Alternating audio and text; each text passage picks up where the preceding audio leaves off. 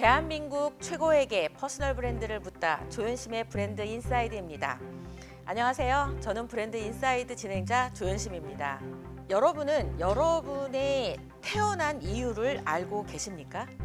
이 세상에 태어난 모든 아이들에겐 이유가 있다 라는 모토하에 다양한 분야에서 다양한 시각으로 그 아이들의 삶의 목적과 이유를 찾아주고 계신 분이 계십니다.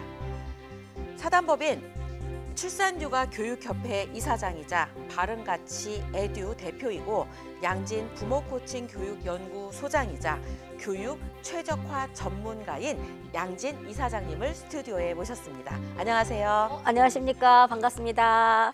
세상에 태어난 모든 아이들에게 이유가 있다. 어떻게 오프닝 마음에 드십니까? 깜짝 놀랐습니다. 정확하게 알고 계셔서 놀랍기도 했고 제가 지금 하고 있는 일에 한 줄 메시지가 정확하게 전달된 것 같아서 감동하고 있습니다. 네, 저희 브랜드 인사이드가 그런 곳입니다. 우리 브랜드 인사이드 시청자분에게 직접 본인 소개와 인사 부탁드리도록 하겠습니다. 안녕하십니까. 사단법인 출산육아교육협회 이사장 양진입니다. 앞에서 우리 조윤심 대표님께서 소개했던 것처럼 저희 사단법인 출산육아교육협회는 2019년도에 설립된 협회로서 이 세상에 태어난 모든 아이에게 이유가 있다라는 그 이유를 찾아주는 과정에서 우리 어른들이 어떤 노력을 해야 되고 그리고 대한민국의 초저출산국이라고 하는 이 현 시점에서 단 한 명의 아이도 놓치면 안 된다라고 하는 아주 중요한 목표와 목적을 가지고 지금 잘 운영하려고 노력하고 있고요. 또 하나는 출산율이 떨어지는 가장 큰 이유 중에 하나가 이 아이를 기르는 게 경력이 단절되고 내가 세상에서 하고 싶었던 일들을 그 아이를 출산함으로써 놓치는 건 아닌가 하는 불안함이 출산율을 더 떨어뜨리는 거 아닌가라는 생각을 많이 했습니다. 그래서 저희 출산육아교육회에서는 양육도 경력이다 라고 하는 그런 생각을 가지고 경력 단절 여성들의 일자리 창출을 양육을 잘하는 것도 경력이다라고 하는 그 경력을 채워나갈 수 있도록 지금 노력 중에 있습니다. 지금 딱 그 말씀하시는데 아이디어가 하나 떠올랐습니다. 사실 엄마가 아이를 키우는 시간이 그 어떤 생애의 전 라이프 중에서도 가장 중요한 시간이잖아요. 네. 근데 그거가 사회적으로는 단절되는 시간 때문에 이걸 꺼려하거나 힘든 부분들이 많고 그게 또 출산율 저하에도 미치는 영향이 큰 걸 딱 생각하면서 엄마표 브랜딩, 엄마가 집에 있으면서 아이와 함께 본인의 브랜딩과 아이의 브랜딩을 함께 할 수 있는 부분들을 출산육아교육협회가 함께 만들어간다면 오히려 앞다퉈서 나도 그 시간 그걸 가져야 되겠다 이렇게 만들 수도 있지 않을까 갑자기 그 생각이 또 확 드네요. 사실은 이제 대표님을 만나고 저도 오프라인에 최적화되어 있던 사람이었는데 이제는 사람들도 그렇지만 시대가 온라인에서 자기를 증명하는 그런 과정들이 없으면 자기를 소개할 수 있는 그런 데이터베이스가 없잖아요. 특히 요즘에 각 지자체마다 아이돌봄 서비스를 많이 하고 계시는데 갑자기 내가 아이돌봄 서비스에 일을 하고 싶다라고 이렇게 지원을 하는 사람들을 보면 어떤 기준으로 아이돌봄을 하려고 하지? 라고 하는 물음표가 생길 때가 많아요. 그래서 대표님 말씀하신 대로 엄마표 브랜딩이라고 하는 거를 아이가 태어나서 양육도 경력이다라고 하니 그 내가 양육하는 그 육아일지를 단순히 육아일지로 끝내지 않고 포트폴리오화해서 이것이 양육이 경력이다라고 하는 그것을 지표를 다른 사람들이 봐도 와 이렇게 아이를 잘 길렀구나 라고 하는 것을 증명해 볼 수 있는 프로세스를 만들고 싶은 게 꿈입니다. 진짜 언어 한마디 한마디가 이 퍼스널 브랜드를 전문으로 하는 분들이 들으셨을 때도 다르다. 이렇게 생각이 확 듭니다. 네, 요즘 이 사실 출산육아교육협회 사단법인 일 말고도 이 본인의 패러다임을 교육에서 비즈니스로 바꾼다라고 하면서 전설의 양진이 돌아왔다. 막 이런 키치하에 굉장히 바쁜 행보를 보이시고 있는 걸로 알고 있습니다. 요즘 근황 좀 소개해 주시죠. 네, 이제 출산육아교육협회가 사회공헌에 대한 부분이라면 개인적으로는 바른가치 에듀라고 하는 회사를 운영하고 있는데요. 제가 이제 지금까지 한 30년 정도를 일을 하면서 20년은 마케팅 쪽에 일을 했고 지난 10년간은 유치원이나 어린이집이나 이런 유아교육 기관의 중점적인 원장님들 교육 강화라든지 아니면 교사 연수라든지 부모 교육이라든지 이런 부분들을 많이 진행을 하면서 어떤 거였냐면 이제 마케팅에 관한 일을 20년 하다 보니까 그전에는 아이들이 많을 때는 굳이 이런 유아교육기관이 원아를 모집하는 데 어려움이 없었고 그 원아들을 잘 성장시키는 데 있어 각각의 잘하는 것만 잘해도 충분했는데 이제는 다 경쟁이 돼버린 거예요. 그런데 그게 올바른 경쟁이 아니라 올바른 경쟁을 할 수 있도록 지표화가 되어 있는 부분이 없다 보니까 이상한 방향으로 저기 옆에 있는 원을 누르면서 내가 다른 조건들을 내세우면서 원화 모집을 하는 형태들을 좀 보게 됐어요. 지금까지는 원을 운영했다면 이제는 원을 경영해야 되는구나. 그럼 경영이라고 하는 거는 비즈니스 파트인데 유아교육 현장에 있는 원장님들은 경영이란 단어에 익숙하지 않아요. 그래서 제가 20년 동안 했던 마케팅 그리고 대표님한테 배워서 했던 브랜딩을 접목해서 이제는 경쟁력을 가질 수 있는 원을 운영하게 도와줘야겠다. 그런 마음이 들어서 이제 작년부터 그렇게 하려면 어떻게 해야 되지?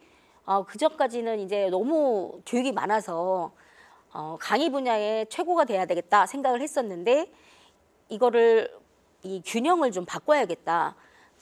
이제는 비즈니스 모델을 만드는 게 8, 강의는 2 이런 균형을 좀 옮겨야겠다 생각을 했고 이제 우리 대표님한테 배운 프로젝트화의 그 프로젝트 이름이 전설의 양진이 돌아왔다라는 프로젝트를 진행하게 됐어요.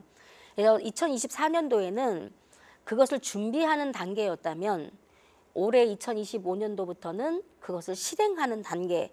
그럼 왜 전설의 양진이 돌아왔다냐? 제가 이제 마케팅 분야에 있었을 때 기업에서 어떤 프로젝트를 주어주면 그걸 업계에 이제 최상위로 끌어올리는 작업들을 많이 경험해 봐서 이런 유아교육기관에서도 원을 운영한다라는 단계를 뛰어넘어서 원을 경영한다라는 단계를 어떻게 만들어 줄 것인가를 제가 했던 비즈니스 모델들을 장착해서 이쪽 계통의 전설을 한번 써보고 싶은 게 저의 희망입니다. 전설의 양진이 돌아왔다. 여기에 몇 가지 카테고리로 신경 쓰는 항목들이 있는 걸로 알고 있습니다. 그걸 조금 더 소개해 주셔도 좋을 것 같아요. 첫 번째는 이제 전국 17개 시도의 교육청 중에서 13개에서 지금 하고 있는 IB 교육, 도입하는 IB 교육이 우리가 이제 단계별로 있는데 초등 단계가 PYP라는 단계가 있어요. 그 단계의 첫 번째가 만 3세인데 이제 교육청이 주관이다 보니 유아 파트인 3, 4, 5세, 만 3, 4, 5세의 파트를 아직 손을 못 대고 있습니다. 그거는 이제 아주 시간이 오래 걸릴 것 같은데 사실은 그 IB 교육은 가장 핵심적인 연령이 사실은 유아 단계거든요. 그래서 그거를 조금 집중적으로 전문적으로 IB식 교육을 이제 하나의 모토로 삼고 두 번째는 2021년도부터 ESG라고 하는 과정들을 이제 많이 기업이나 이런 데서 당연히 해야 되는 과정으로 이제 부상이 되면서 과연 ESG라고 하는 것을 왜 실천해야 되지라는 물음표를 갖게 됐어요. 그런데 이제 우리가 항상 어떤 일을 할 때는 목표점이라는 게 있잖아요. 국가의 ESG 실천의 목표점은 뭘까? 가장 중요한 건 2050 탄소 중립을 하겠다라고 이제 우리가 유엔에다가 얘기를 해버린 거잖아요. 그때 저는 어떤 생각을 했냐면 그래 좋아 2050년에 그러면 탄소 중립을 하려고 했을 때 실제로 가장 많이 실천하는 연령이 몇 살일까 봤더니 현재 유아더라고요. 우리는 환경이라고 하는 것이 불편함을 참아내야 된다라고 생각을 하는 거지만 아이들이 어렸을 때부터 우리가 식습관, 예절 이런 것들을 가르치는 거랑 똑같이 영유아 환경교육을 시작한다면 그게 지식적으로 받아들이는 게 아니라 감성적으로 받아들여서 일정한 훈련을 통해서 습관을 만들어 그 아이들이 당연히 환경을 아껴야 되는 그런 습관화가 된다면 당연히 2050년에 우리가 탄소 중립의 목표를 이룰 수 있겠다. 그래서 2023년도에 대한민국에 유일하게 어린이 환경교육 지도사 과정을 운영하고 지금까지 약 500명의 유아교육기관장들이 1급 과정을 취득했어요. 그래서 이제 올해부터는 목표가 그러면 그 받은 원장님들의 원에 아이들이 지난 1년 동안 매 월마다 체계화된 교육을 받았고 그걸 통해서 뭐 책을 쓰신 원장님도 계시고 그거 가지고 많은 대회를 나가서 수상한 원들도 있는데 그 원들 중에 또 다른 평가를 거친 원들을 인증하는 과정을 좀 하고 싶은 게 이제 전설의 양진이 돌아왔다 두 번째. 그리고 세 번째는 아까 말씀드렸듯이 원을 운영하는 것과 원을 경영하는 거가 차이가 어떤 건지를 명확하게 원장님들이 체계화된 프로그램을 가지고 1년 동안 혹은 그 이후도 단계별로 하면서 아 이렇게 했더니 옆에 원을 내가 비방하지 않고도 우리 원의 탁월함을 증명할 수 있도록 하는 과정을 만들어주고 싶다. 이게 전설의 양진이 돌아왔다 프로젝트입니다. 와, 진짜 새로운 전설을 쓰실 것 같다라는 생각이 드는데 그 전설이 그냥 나 혼자 독보적으로 잘났다, 잘 나가겠다 이런 게 아니라 지금 현재 시점에 이 유치원, 어린이집에 필요한 그 부분들을 지금까지 내가 겪어왔고 알았던 지식과 노하우를 쏟아넣어 주음으로써 여기를 성장시키면서 함께 전설을 만들겠다라고 하는 그 메시지로 들려서 엄청 힘이 되지 않을까. 원장님들이 들었을 때는 그런 생각이 드네요. 그러니까 교육을 20%를 확 줄인다고 했잖아요. 그럼 많은 원장님들이 안 되는데 우리 나 교육 어떻게 해야지? 고민이 엄청 많으실 걸로 아는데 그걸 그냥 그러면은 어떻게 알아서 해 이게 아니라 그거에 대한 해답을 위해서 새로운 또 서비스를 준비한다라고 들었습니다. 그 부분도 좀 소개해 주시면 좋겠네요. 그 20%를 오프라인에서 이제 강의를 줄인다라고 하는 건 강의를 전혀 안 하겠다 이런 뜻은 아니고요. 사실은 우리가 이제 유치원과 어린이집을 통합 서비스 하겠다라고 하는 유보 통합이라고 하는 거를 발표를 했지만 그건 누구의 잘못도 아니에요. 사실은 여러 부처 간에 그런 과정들에 있는 과정에서 누군가가 정확한 정보나 데이터를 제공해주는 그런 것들을 만들어야겠다라는 생각이 들었어요. 우리가 어떤 바로미터가 없으면 많은 썰은 난무한데 실천하는데 오히려 독이 되거든요. 그래서 이제 양진에듀닷컴이라고 하는 앱 서비스를 2025년 2월 달에 이제 오픈을 해서 서비스를 열어서 제가 지금까지 10년 동안 제 교육을 들었던 원이 7천, 8천 개 정도 되더라고요. 1차적으로는 그분들이 이 서비스의 1차 대상이고 그분들이 이 서비스를 듣고 확장시킬 수 있는 거는 이제 2차 대상이 되겠죠. 사실은 영유아 교육은 뿌리거든요. 영유아 교육을 얼마나 잘 어떻게 교육하고 양육하고 보육하느냐에 따라서 저는 근간이 달라진다고 생각하는 사람이기 때문에 혼란스러움이 더 이상 혼란스럽지 않도록 누군가가 앞에서 나가면서 이거를 발현해 줄 수 있도록 도와줘야겠다 하는 게 저의 이제 양진에듀닷컴의 앱 서비스의 기본 모토이고 너무 많은 곳에서 불안하면 사실은 내가 하지 않아도 되는 행동들을 많이 하시잖아요. 그것을 잘 정리정돈할 수 있도록 도와드려야겠다라고 하는 게 이 앱 서비스고 이 앱 서비스 안에는 제가 이제 한 달에 4편 주 1회로 유튜브 채널을 연결을 해서 그건 비공개로 여기 앱 서비스 들어오신 원장님들한테 제공해 드릴 수 있는 거를 아까 말씀드렸던 아이비 교육이라든지 환경교육이라든지 그리고 유보 통합의 원 경영에 대한 부분들을 바로미터를 세울 수 있는 것 것들을 서비스하려고 합니다. 처음에 말씀드린 것처럼 브랜딩이라고 하는 건 여기 우리 대표님이 대가시니까 저는 이제 대표님 이제 제자로서 갑자기 이루어지는 게 아니잖아요. 그것을 한 땀 한 땀 할 수 있고 싶지만 어떻게 하우투에 대한 부분을 잘 모르는 그런 사람들은 적어도 없어야겠다라는 생각이 들어서 우리 대표님도 모시고 또 이분들이 바로 잡으면 그런 거잖아요. 서비스는 많은 사람이 이 서비스를 활용한다고 해서 되는 건 아니라고 생각해요.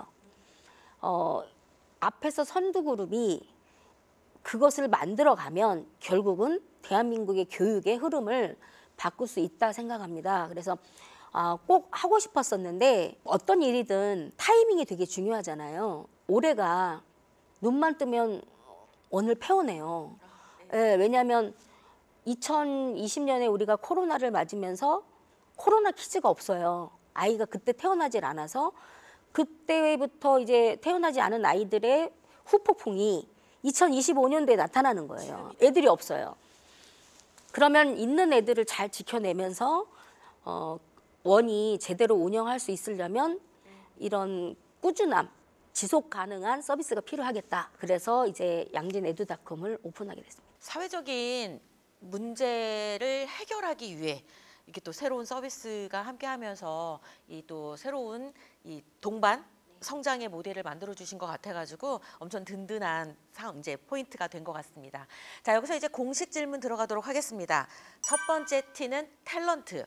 지금 그냥 딱 들어도 굉장히 많은 재능을 가지고 계신 걸로 보여요. 막 어떻게 저런 걸 이렇게 구조화를 잘할까? 어떻게 저렇게 계획을 잘하지? 그리고 어떻게 내가 그 분야에 1등이 되겠다 생각하면 1등이 되지? 이런 생각이 사실 들 수 있거든요. 그래서 양진 이사장님이 본인이 알고 있는 본인의 재능, 그 재능이 무엇인지 그리고 어떤 과정을 통해서 이 재능을 잘 발견하고 이렇게 지금까지 계속 이어갈 수 있는지 그 부분에 대해서 좀 소개해 주시기 바랍니다.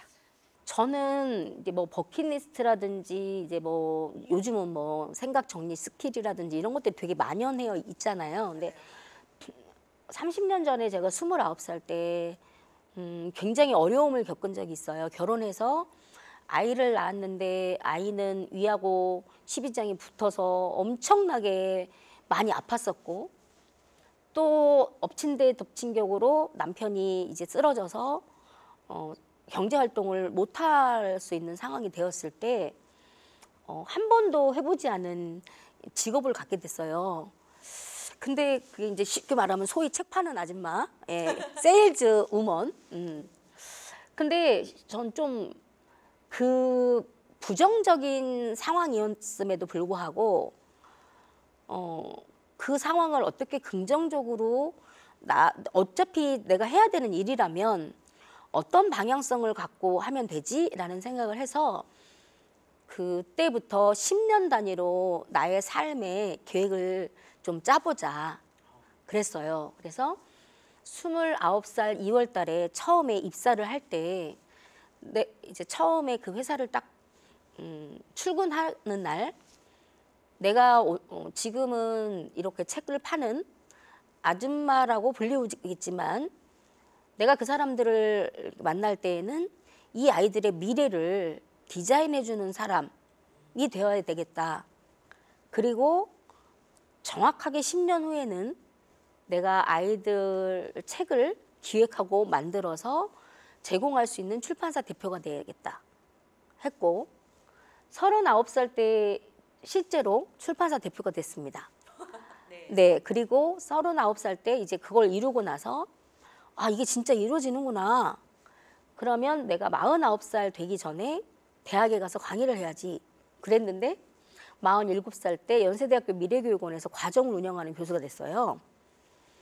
그리고 나서 세 번째 이제 49살 때 이제 내가 말의 영향력을 길러서 공익법인의 법인장이 되면 꼭 출산휴가 교육협회로 하고 싶다 했는데 55살에 그거를 이룬 거예요.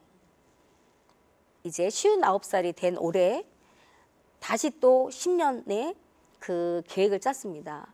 그럼 그건 장기적인 플랜이잖아요. 근데 항상 저는 장기적인 플랜 10년 그리고 3, 3, 4 3년은 누가 뭐라고 그래도 내가 이 계획을 세운 거에 흔들리지 말자. 그러니까 씨앗을 뿌리는 단계겠죠. 그래서 정말 대표님한테 배웠던 한 땀 한 땀 내가 노력을 하고 그 노력이 밖으로 보여질 수 있는 전 단계까지가 3. 그리고 그 다음에 3은 저 사람한테 맡겨봤더니 어떤 일을 해도 저 사람은 해내는구나. 이게 3.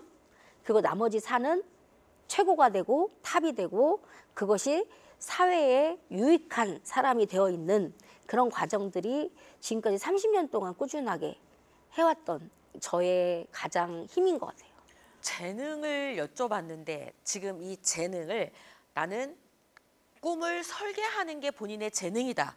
이렇게 얘기한 걸로 지금 들려요. 그래서 나의 미래를 현재 있는 상황으로 받아들이는 게 아니라 29살 가장 힘든 순간에 남들한테 그다지 인정받지 못하는 책 세일즈로 시작을 했지만 그 세일즈에 있는 그 상황에 나를 스스로 재해석을 한 것 같아요. 그게 사실 퍼스널 브랜드의 아이덴티티를 본인이 스스로 얘기한 것 같아서 아이들의 미래를 설계해주는 사람이 되겠다. 그려 디자인해주는 사람이 되겠다. 결정하고 진짜 그 분야의 탑으로 가겠다라고 하고 이 29부터 39까지를 진행하고 또 39에서 또 49까지, 49에서 59까지 이렇게 보통은 9수라 그러는데 여기는 9수에 새로운 계획을 세우는 그걸로 해서 그거를 퀀텀 점프처럼 확 뛰어오르는 게 아니라 3년의 준비 기간, 3년의 무르익음, 그리고 다시 빛나는 어떤 성과를 만드는 4년 이렇게 해서 334로 그 10년을 채워가는 그 부분들이 나를 지금 이 내가 찾은 나의 재능이다. 라고 말씀을 하신 것 같아요. 근데 제가 찾은 우리 양진희 사장님의 재능이 따로 있습니다. 일명 공부쟁이. 정말 저렇게 공부를 좋아할까? 잠시라도 책을 안 읽으면 불안에 떨면서. 그건 맞습니다. 네, 그래서 오히려 양진희 사장님의 재능은 공부 중독 아닐까? 그런 생각이 사실 들거든요. 사실은 그게 이제 좀 연관되어 있는 얘기인데요. 이렇게 이제 10년의 계획을 이제 짜놓으면 내가 이 분야에 탑이 되려면 어떻게 노력해야 되지를 저는 항상 책에서 찾았던 것 같아요. 책은 늘 저한테 많은 스승님이나 마찬가지잖아요. 그래서 내가 이 분야에서 최고가 되기 위한 좋은 스승님들을 만나기 위한 가장 중요한 방법이 사실은 책이라서 그게 이제 익숙해졌던 것 같아요. 아까 그 이제 훈련이 습관이 되는 것처럼 저는 습관이란 말이 되게 어떻게 생각하면 굉장히 책임지는 단어라고 생각하거든요.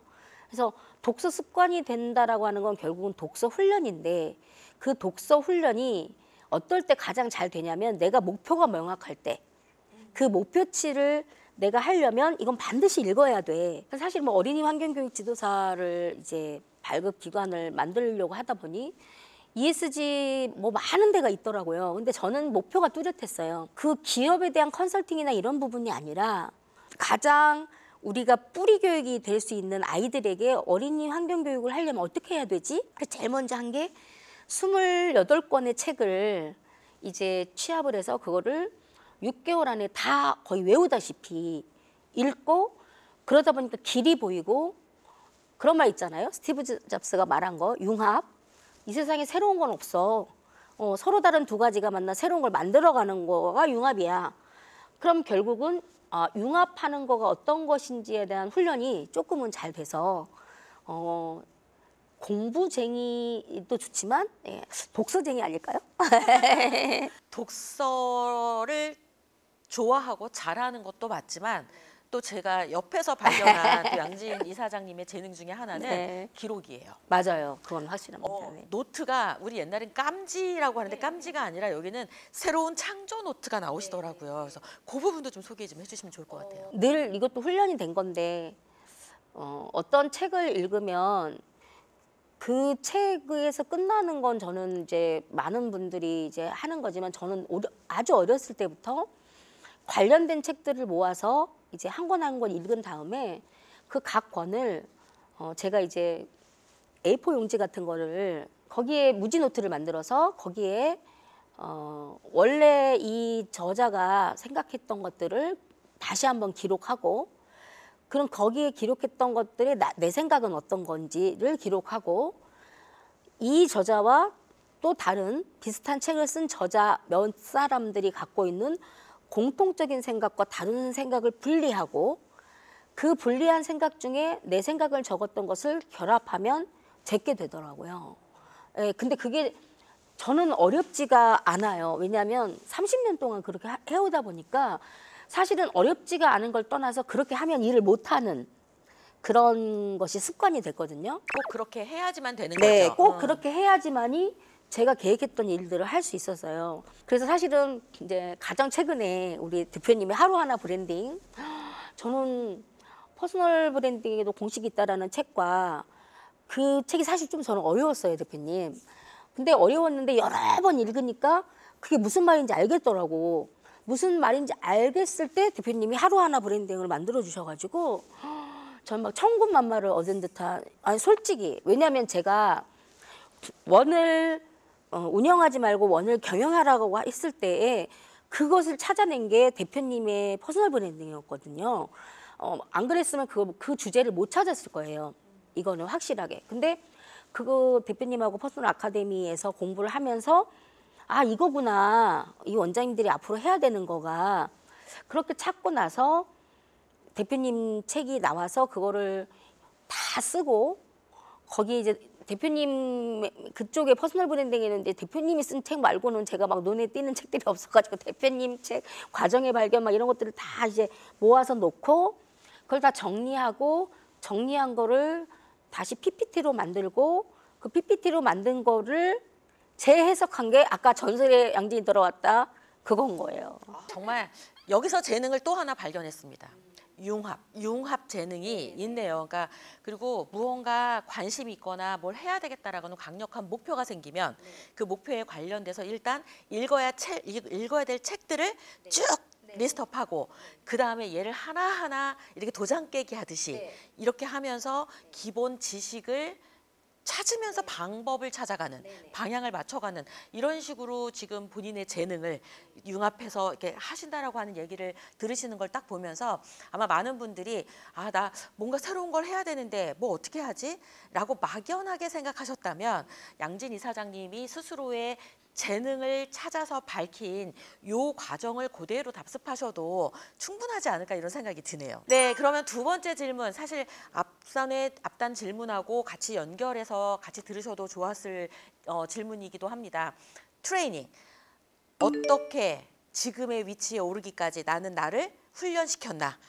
본인 이 고수가 가지고 있는 나만의 훈련법을 3가지 방법 정도 키워드와 함께 소개해 주시면 좋을 것 같습니다. 저는 어떤 결과를 만들어낸다라고 하는 거에 우리가 성과라고 하잖아요. 성과에는 반드시 일정한 과정이 필요하다고 생각을 해요. 근데 이제 우리가 뭐 항상 얘기하듯이 물은 99도씨 아니고 100도씨에 끓잖아요. 등산을 할 때도 막상 정상에 올라가면 힘들지 않아요. 그런데 가장 힘들 때가 구부능선이잖아요. 그래서 그것을 견디는 힘이라고 하는 건 첫 번째는 전 성실해야 된다고 생각합니다. 성실이라고 하는 거가 무조건 열심히만 하는 건 성실이 아니라고 생각하거든요. 분명한 목표를 이루기 위한 성실은 그것을 하려는 에너지가 달라요. 네, 그다음에 두 번째는 이 일에 대해서 어떤 의미를 갖고 하는가, 의미. 두 번째 키워드는 의미입니다. 내가 좋은 일을 하려고 이걸 해. 그런데 좋은 일을 하는데 비용이 들을 거야. 그럼 그 비용에 대한 부분들은 어떻게 만들어야 돼? 그리고 그 비용은 어떻게 써야 돼? 그럼 그거는 그 의미에 대한 것을 내가 이뤄나가려면 어떤 과정을 해야 돼? 그래서 저는 일의 의미가 굉장히 중요하다고 생각을 해요. 그리고 세 번째는 그 의미가 조금 깊어지면 사명이거든요. 그래서 40대까지는 전 의미가 중요하고 50대부터는 사명감이 더 중요하다고 생각을 합니다. 의미는 이제 내가 일에 대해서 본질을 찾고 그 일에 대해서 내가 집중할 수 있고 몰입할 수 있는 게 의미라면 사명은 이제 태어난 인생을 뒤돌아봤을 때 이름을 남긴다고 하잖아요. 예, 그 이름을 남기기 위해서는 목표점에 사명이 반드시 있어야 된다고 생각을 합니다. 그러면 의미와 사명은 어떻게 다르냐? 의미는 내가 이 일을 이뤄나가는 데 있어서 명분이 30, 실리가 70이라면 사명은 명분과 실리가 거의 똑같아요. 명분이 49, 실리가 51. 그래서 그 2%를 가지고 명분을 만들어갈 수 있도록 하는 게 저는 사명이라고 생각합니다. 제가 50대에 들어서 사단법인 출산육아교육회를 만든 건 사명이에요. 그 사명을 잘 하기 위해서 아까 말했던 전설의 왕진이 돌아왔다 이런 프로젝트도 하는 거고, 그 세 가지 성실하고 의미가 있어야 되고, 그리고 이제 제가 사명이라고 말한 거는 50대 이후에 저를 들여다보면서 만든 저의 이제 지탱하는 힘이거든요.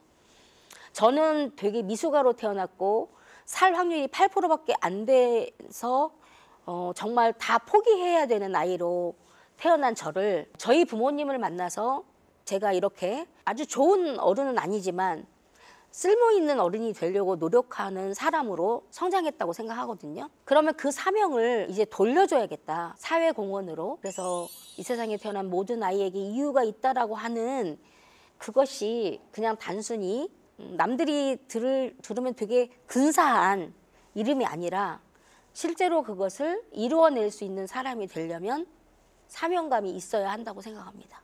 그냥 이 자리에 있지 않다라는 생각이 들었습니다. 그래서 진짜 이 세 가지 키워드를 다시 쫙 한번 되돌아보면, 첫 번째가 성실.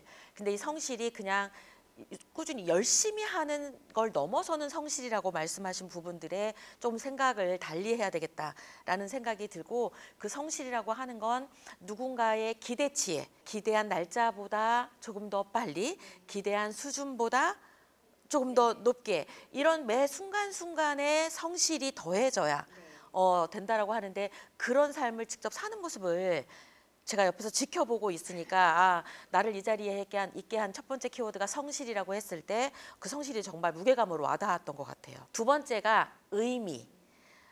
일의 의미라고 하는 부분들로 이렇게 정의 내리시는 걸 딱 보면서, 이게 본질과 어떤 목적, 의의를 가지고 정말 최선을 다해서 열심히 그 분야의 전문가가 되어가는 40대의 모습이 의미라는 단어와 함께 굉장히 파노라마처럼 지나가는 것 같아요. 각각의 나이대별로 목표하신 부분들을 이뤄나가면서 의미를 찾아가는 거. 근데 여기에서 갑자기 50대 이후의 삶에 사명이라는 이야기를 딱 던지시면서 본인의 태어났던 그 배경으로부터 시작해서 내가 이렇게까지 살아남은 이유는 또 누군가에게 이걸 되돌려줘야 되는구나. 그래서 저도 순간 생각해봤어요. 나의 사명은 뭐지?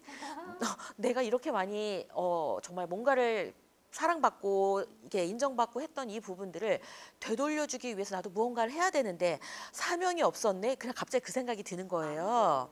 아까 그 융합이라는 단어랑 연결되잖아요. 내가 무엇인가 내가 도전하고 노력할 때 난 늘 교육을 최적화시켰었어. 근데 그걸 딱 찾아주시는 거 보고, 많은 사람들이 대표님을 이렇게 만나고 나면 내가 하는 일에 대해서 정확한 의미를 알겠구나. 그러니까 대표님은 저보다 더 중요한 일을 하시는 거죠. 사람이 어떤 일을 하는 데 있어서 의미를 찾아주시는 분이죠. 저의 사명을 다시 한번 이렇게 되새기게끔 해주시네요. 그러니까 의미를 찾아주는 일을 한다. 지난번 어떤 출연자분은 브랜드를 브랜딩 해주는 사람이다라고 얘기해 주셨는데, 이 조인심의 브랜드 인사이드를 진행하면서 이 또 새로운 인사이트를 제가 얻는 시간이기도 하네요. 또 이런 말을 들으니까 굉장히 또 가슴이 뜨거워지는 것 같습니다. 그래서 정말 이 세상에 태어난 모든 사람들에겐 의미가 있다. 그 의미를 찾아주는 일을 퍼스널 브랜딩으로 하면 좋겠다라는 새로운 사명을 가지고 또 한번 한 단계 성장할 수 있을 것 같아서 굉장히 기분 좋은 이 방송이 진행되고 있습니다. 네, 좋습니다. 이렇게 해서 성실과 의미와 사명, 이렇게 세 가지 키워드로 오늘날의 양진을 있게 했다라고 본인을 소개하신 것 같습니다. 자, 세 번째 키워드가 토크, 소통입니다. 사실 온라인과 오프라인으로 소통이 너무너무 중요한 시대잖아요. 그래서 우리 양진 이사장님은 지금 하시는 일과 연결해서 오프라인은 어떤 소통들을 만들어가고 계시고 온라인은 또 어떻게 하고 계시는지 소개해 주시면 좋겠네요. 저는 이제 소통이 잘 되는 사람인 것처럼 보이지만 소통을 잘 못했어요. 왜냐하면 제 별명이 경주마거든요. 그러니까 이제 아까처럼 목표를 딱 세우고 나면 그 목표점이 딱 눈에 보이니까 계속 말 달리듯이 양쪽을 안 보이고 막 앞으로만 전진하는 사람이었는데 몇 번 이제 소통의 어려움을 좀 겪고 나서 내가 어떤 부분에서 부족하지라고 하는 걸 고민했어요. 사람들을 만날 때 내가 이 사람이 필요한 거가 어떤 거지를 먼저 고민을 하고 그 사람이 얘기하면서 나는 이미 당신을 이렇게 고민했었다라고 하는 것을 얘기하다 보니 굉장히 만나고 싶어 하는 사람들이 늘어나더라고요. 그래서 오프라인은 주로 이제 유아교육기관장님들이 어려움을 많이 겪고 있고 하다 보니 그분들의 얘기를 들어주고 그분들이 이제 하고자 하는 것들을 조금 문제를 해결해 주는 방법으로 소통을 좀 많이 하고 있고, 온라인에 대한 거는 사실 저는 SNS를 약간 기록처럼 2013년도부터 했거든요. 2013년도부터 그때 처음에는 카카오 스토리. 그랬더니 이제 누가 이제는 카카오 스토리 아니다, 페이스북을 해야 된다. 그래서 2016년부터 이제 페이스북, 또 지나니까 인스타도 해야 된다, 막 이렇게 하시더라고요. 저의 일 혹은 내가 연관되어 있는 사람들에 관계된 거 이런 것들을 하다 보니 자연스럽게 제가 어떤 일을 하는지가 이제 파악이 되신 분들이 SNS로 뭐 DM으로 많이 이제 연락을 하시면서 협업이 이루어지고 되게 놀라운 일도 많아요. 그러니까 내가 이 사람은 알고 있는데 저 사람도 이 사람을 알아서 서로 좋아하는 사람이 같아가지고 비즈니스 모델이 만들어지고, 그래서 대표님이 말씀하셨던 O2O 전략이라고 하는 그 부분이 요즘에 정말 마음에 많이 와닿는, 네, 정말 그렇게 해야 되는구나라고 하는 것을 느끼고 있습니다. 제가 참 많은 일을 했었네요. 디지털에 발자국 하나하나 남기는 거에 가치를 알고 누군가가 그때 안 알아보더라도 성실하게 하면서 내가 누구인지를 증명하니까 오히려 더 많은 비즈니스 기회가 연결됐다라고 말씀을 해주시는 걸 보면서 아마 이 방송을 보시는 분들 중에 온라인에 내가 이게 뭐 하면은 금방 많은 사람들이 나를 봐줄 것 같고, 근데 그게 아니어서 나는 재능이 없고 하니까 이건 하면 안 되나 이렇게 생각하실 수 있는데, 오히려 이 온라인 소통에도 성실이 굉장히 중요하다라는 말씀을 지금 해주신 것 같습니다. 그래서 앱 서비스를 생각하게 된 것도 그런 사례들이 이제 몸으로 익혀지다 보니까, 어쨌든 그거는 처음에 뭐 말은 7,000명, 8,000명 얘기하지만 그건 저는 허수라고 생각을 해요. 실제 숫자로 만들어서 직접 진짜 앱에서 소통하려면 또 다른 한 땀 한 땀이 필요한데, 그것이 온라인에 익숙하게 이제 10년 동안 훈련이 되다 보니까 그것을 이제 앱 서비스로 하나의 과정으로 이렇게 만들 수 있다라는 게 겁을 안 먹은 것 같아요. 그런데 이제 원장님들은 그 한 땀 한 땀을 해본 적이 없잖아요. 그 시간에 우리가 딴 걸 하면 되지. 우리가 오프라인에 우리는 너무 익숙해. 우리가 오프라인에서 엄마들 만나면 되지. 오프라인에서 교사들하고 친해지면 되지. 그런데 이제 그렇지 않거든요.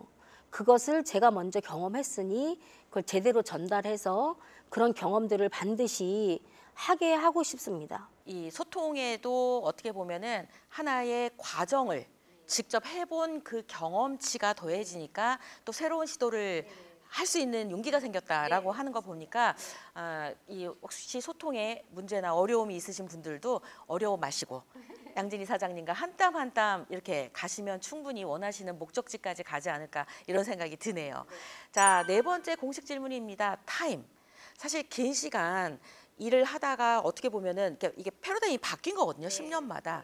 그럼 대부분은 하다가 뭔가 바뀌고 나면 금방 그게 잘 되지 않으면 그냥 예전에 잘했던 걸로 다시 가고 싶어 하기도 하고 그럴 수 있잖아요. 근데 이런 부분들을 멈추지 않고 지속적으로 일을 한 어떤 그 동력, 계기가 뭔지 되게 궁금하고요. 아까 농담처럼 그런 말을 방송 전에 했었어요. 요즘 나보다 나이 많은 사람을 만날 수가 없다. 그 얘기는 내가 지금 나이가 제일 많다. 이렇게 말씀을 해주셨잖아요. 그럼 지금 나이까지 멈추지 않고 일을 할 수 있었던 어떤 힘은 무엇인지 그런 것도 좀 듣고 싶습니다. 이제 제가 올해로 59살이고 뭐 일반 나이로는 60이에요. 네, 근데 사실은 저도 깜짝깜짝 놀래요. 제 나이를 제가 생각할 때. 왜 놀래냐면 어느 모임을 가든 제 나이가 많지 않아요. 그러니까 예를 들면 뭐 그냥 뭐 문화센터 이런 데 가서 시니어들이 이제 주축이 되어 있는 곳이 아니고 현역에서 이렇게 뭐 일을 하는 그런 연령이 이젠 내가 조금 더 책임감을 가져야 되는 나이구나라는 생각을 했고, 그것을 할 수 있었던 거는 이제 첫 번째는 저희 엄마예요. 사실 저희 엄마가 이제 뭐 많은 일들을 하셨지만 지금 86세신데 53살에 운전면허를 따신대요. 우린 다 말렸죠. 전업주 주부가 53살에 그것도 지금처럼 뭐 오토 면허가 있는 것도 아니고 엑셀로. 근데 53살에 면허를 왜 따시냐고 했더니 자기가 60세에 뭔가 할 거가 있다는 거예요. 근데 지금의 제 나이의 60세와 30년 전에 60세는 다르잖아요. 그런데 정말 따시고 정확하게 60세에 산후조리원 원장님이 되셨어요. 그래서 지금도 현역이세요.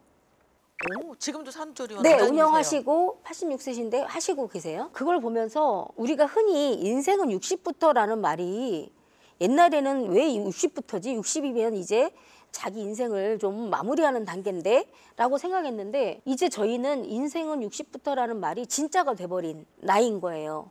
자기가 자기의 목표와 목적이 뚜렷해서 그 일을 해내는 과정들을 지켜나가면 60부터 새로운 일을 얼마든지 할 수 있다라는 그런 자신감을 지칠 때가 왜 없겠어요. 내가 늘 막 지치고 내가 이때까지 이 나이까지 막 일을 해야 돼 막 이럴 때 있어요. 그런데 우리 엄마는 60대 시작했지 이게 있어요.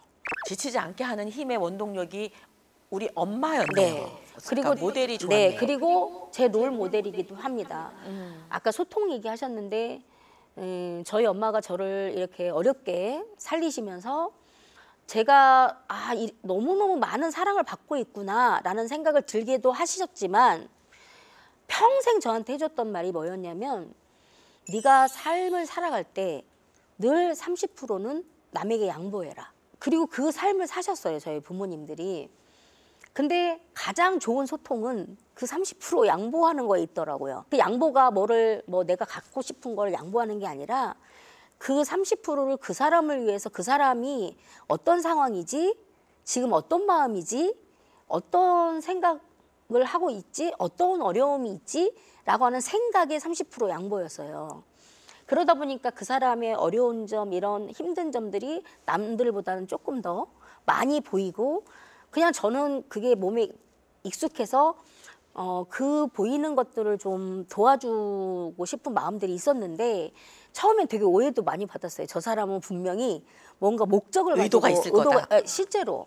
근데 이제 저를 오랫동안 이제 지켜본 사람들이 많이 생기다 보니까 저 사람은 원래 저런 사람이야가 되니까 나이가 이제 많아지면 질수록 그런 좋은 사람들이 저를 보고 있다가 이렇게 모여지더라고요. 그래서 지탱할 수 있는 그 시간의 힘 중에 하나는 롤모델이 명확하게 있었고, 두 번째는 아까도 말씀드렸지만 이름을 남기고 싶다라는 것도 되게 있었습니다. 이런 표현 써도 되나? 잘난 체 뭐 이런 그런 거가 아니고, 그러니까 정말 저 사람 때문에 그래도 사회의 한 축은 변했어 라고 하는 목표가 나이가 생기면서 더 많아졌어요.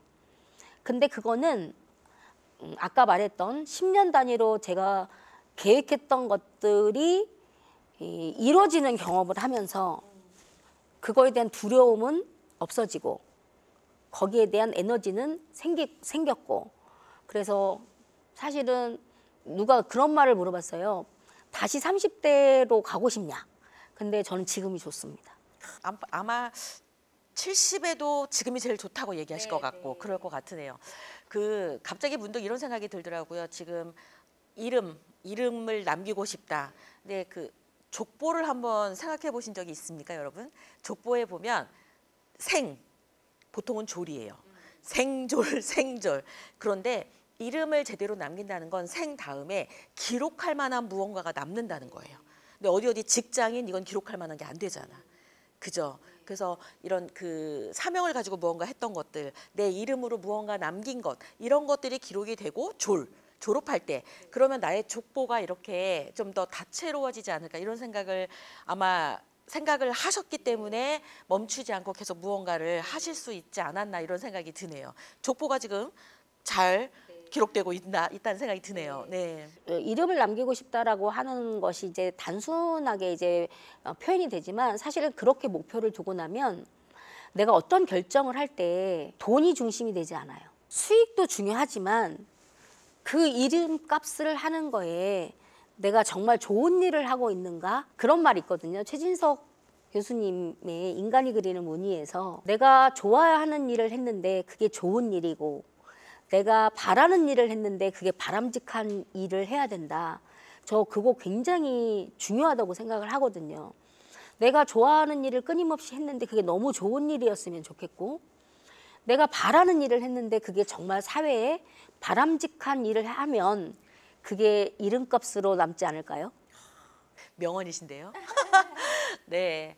좋아하는 일, 좋은 일. 바라는 일, 바람직한 일. 그래서 이 점점 이 좋아하는 일과 바람직한 일로 이렇게 만들어간 좋은 일과 바람직한 일로 바꿔가는 거에 이름을 걸고 무언가를 한다는 건 굉장히 시간을 견디는 지혜로서 굉장히 탁월한 노하우를 전해주신 것 같습니다. 자, 마지막 질문입니다. 타이밍, 인생에 내 인생 최고의 때가 아무리 못해도 3번은 온다라고 하더라고요. 우리 양진희 사장님이 쭉 돌이켜봤을 때 내 인생 최고의 때는 이런 때였어 라고 하는 때가 있으면 소개를 해주시고 아니야 아직 내 인생 최고의 때는 이런 때가 더 남았어 라고 하면 그것까지 소개해 주셔도 좋겠습니다. 그 첫 번째는 저희 부모님을 만난 겁니다. 저는 정말 어디서도 제가 부모 교육을 할 때도 이 얘기는 꼭 하는데 부모님을 만나지 않았다면 저는 오늘날 없었을 거고요. 그것이 저한테는 정말 최고의 행운이라고 생각합니다. 그리고 두 번째는 남편과 아이가 아파서 저는 현모양처가 꿈이었거든요. 만약에 제가 그런 환경이 아니었다면 저는 막 예쁘게 집 꾸미고 막 맛있는 요리하고 그것이 또 아이 잘 키우고 하는 삶의 목표였을 것 같아요. 그런데 가장 불행한 시기에 가장 행운을 만났다고 생각합니다.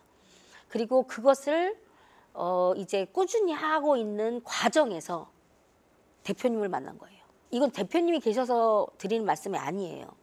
왜냐하면 이런 시대가 바뀌는 거에 대한 거를 대표님을 만나지 않고서는 제가 이렇게 빨리 알아차리지 못했을 것 같아요. 그런데 오프라인에 최적화되어 있고 그냥 그걸 특별히 노력하지 않아도 되었던 20년 넘는 25년 가까이 되었던 그런 일들이 대표님 만나고 바로 코로나가 터졌잖아요. 근데 코로나가 생기면서 모든 시스템이 온라인으로 바뀌는데 이거 뭐지? 라고 하는 물음표일 때 대표님이 말씀하셨던 것들이 이제 너무 많이 와닿았고 그것을 지난 5년 동안 저의 이제 아까 말씀드렸던 성실하게 이걸 뭔가를 해야 되고 그것을 새롭게 이렇게 적응하는 과정에 어려움이 있을 때마다 많이 도와주셨잖아요. 방송이라서 드리는 말씀 아닙니다. 정말 늘 진짜로 그렇게 생각하고 있었기 때문에 그래서 저한테 정말 놓치지 말아야 되는 타이밍 3가지를 말한다 그러면 저희 부모님 만난 거 그다음에 제가 정말 불행했던 때에 나의 긍정적인 생각을 할 수 있었던 그때 29살 때 그리고 대표님을 만나서 브랜딩 그것을 어떻게 해야 되는지에 대한 방법을 알게 된 거 이 3가지가 제가 살면서 가장 중요한 사건이라면 사건. 인생의 최고의 때를 여쭤봤는데 전환점을 말씀해 주신 것 같아요.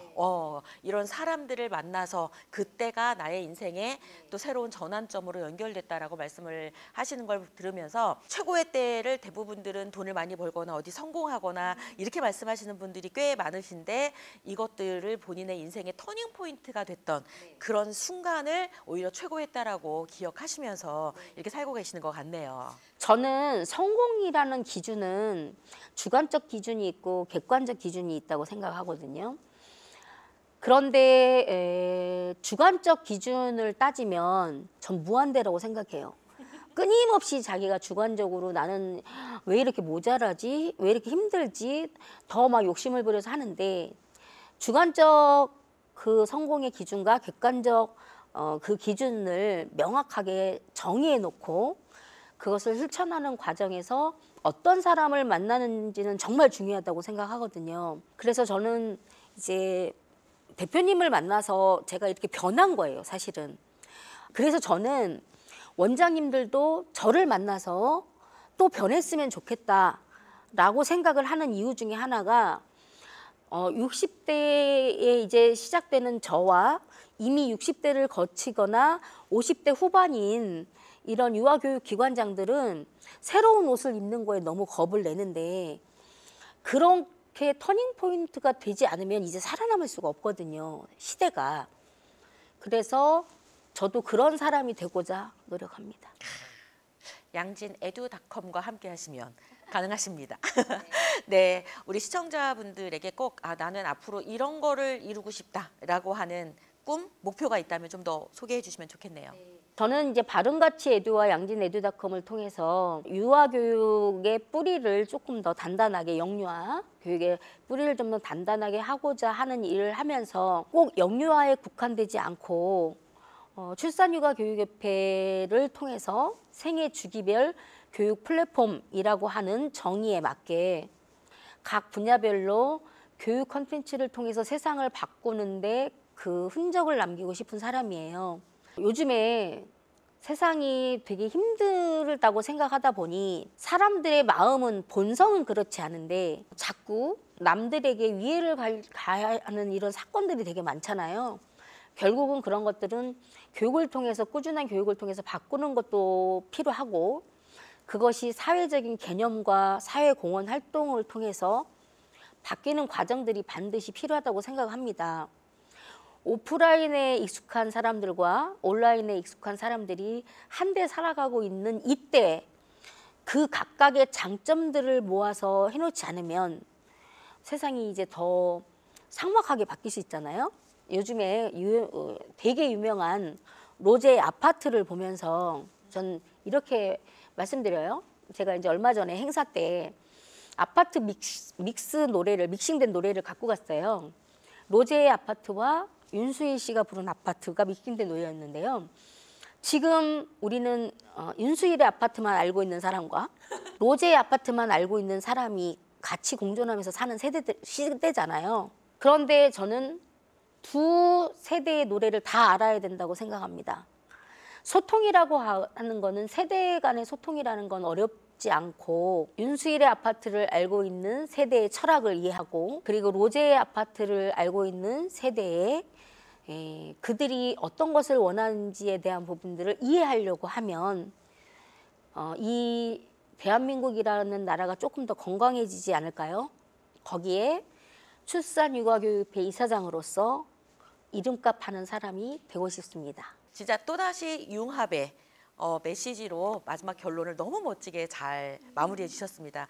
오늘 이렇게 브랜드 인사이드 나오셔서 나의 과거, 현재, 미래 이야기까지 쭉 펼쳐보셨는데 어떠셨습니까? 처음에 대표님한테 이 방송 출연할 수 있냐고 이렇게 말씀을 듣는 순간 나 성공했구나. 네, 이런 생각했어요.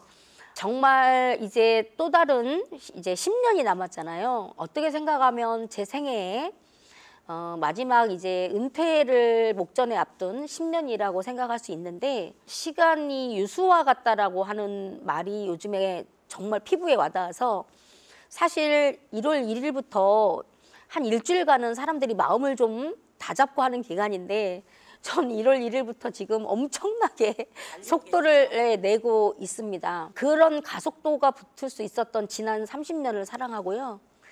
이렇게 귀한 자리에 초대해 주셔서 진심으로 감사합니다. 이제 마지막으로 브랜드 인사이드 시청자분들에게 인사해 주시면 좋겠습니다.